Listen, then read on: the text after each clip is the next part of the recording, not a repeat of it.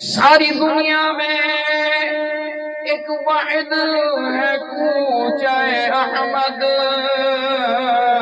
جس جگہ ہم جیسے کھوٹے سکے چلتے ہیں، جس جگہ ہم جیسے کھوٹے سکے چلتے ہیں، چھوڑ فکر دنیا کی چل مدینے چلتے ہیں، مصطفیٰ غلاموں کی قسمتیں بدلتے ہیں۔ اللہ اکبر۔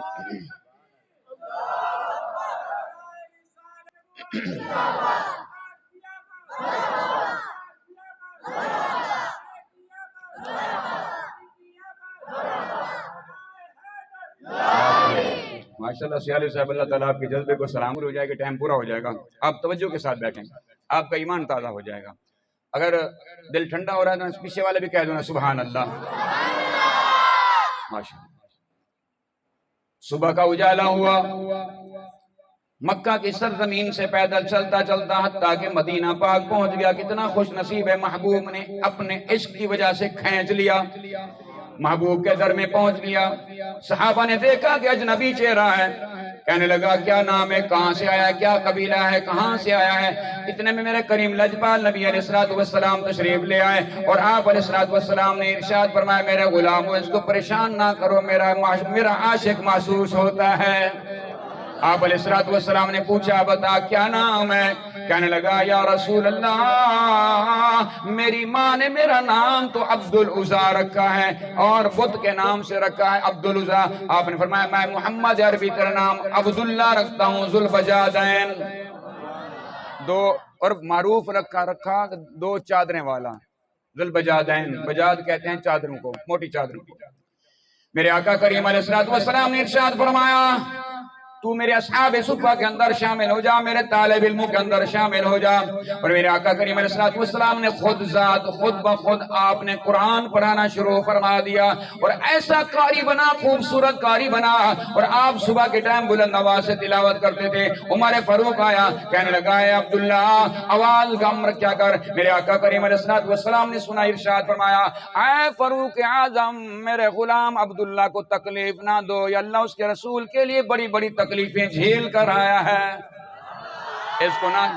اس کو نہ ستایا کرو، جس طرح پڑھتا ہے اس کو اجازت دے دو، اونچی آواز سے پڑھتا ہے یا کم آواز میں پڑھتا ہے اس کو نہ تنگ کیا کرو، یہ میری وجہ سے بڑی تکلیفیں جھیل کر آیا ہے۔ میرے آقا کریم علیہ السلام کو ساری داستان بتائی ہے۔ یا رسول اللہ صلی اللہ تعالی علیہ وسلم میرا باپ فوت ہو چکا، میری ماں نے دوسرا نکاح کیا، اور میری ماں نے مجھے اٹھا کر چچا کے جھولی میں ڈال دیا، اور رات کے وقت مجھے مار کر کپڑے اتار کر چپلیں اتار کر مجھے گھر سے نکال دیا ہے۔ کتنا شفیق آقا ہے، آپ نے مجھے سینے سے لگا کر اپنا غلام بنا دیا ہے۔ جب میں تبوک کے لیے تیاری ہو رہی ہے اور آپ علیہ السلام آپ کی بارگاہ میں حاضر ہوتا ہے، یا رسول اللہ میں دعا کرانے کے لیے آیا ہوں، توجہ کرو گے ایمان تازہ ہو جائے گا۔ آپ نے ارشاد فرمایا میرا بیٹا کیا دعا کرانا چاہتا ہے؟ قربان جو عبداللہ تیرے مقدر پر جو میرے مصطفیٰ آپ کو بیٹا کہہ رہے ہیں۔ آپ نے ارشاد فرمایا بتا کیا دعا کرانا چاہتا ہے؟ آپ نے ارشاد فرمایا بتا تو صحیح کیا دعا کروں تیرے لیے؟ آپ نے عرض کیا رسول اللہ صلی اللہ تعالی علیہ وسلم میں دعا کرانا یہ چاہتا ہوں، میری خواہش ہے کہ میں آپ کے قدموں پہ اوپر قربان ہو جاؤں، اپنی جان کا نذرانہ محمد عربی کے اوپر میں قربان کرنا چاہتا ہوں۔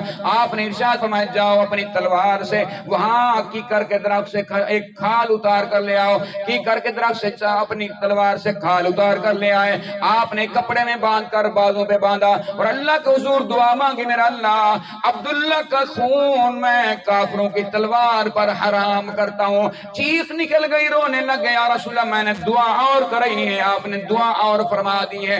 آپ نے ارشاد فرمایا میرا غلام تو شہید تلوار سے نہیں بلکہ بخار میں شہید ہو گیا، جب تو فوت ہوگا تو اللہ رب العالمین تجھے بخار کے اندر تجھے شہادت کا مقام عطا فرما دے گا۔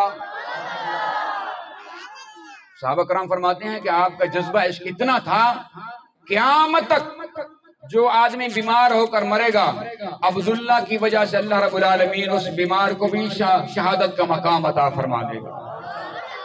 تبوک میں جا رہے ہیں صحابہ کرام، تبوک کے جانے سے ایک دن پہلے سخت بیمار ہوا، بخار آیا، لوگوں نے کہا اے عبداللہ جاؤ، تجھے بیمار ہو گئے ہو، تمہارے لیے دوائی لے کر آتے ہیں، تیرا علاج کراتے ہیں، کچھ کھا پی لو۔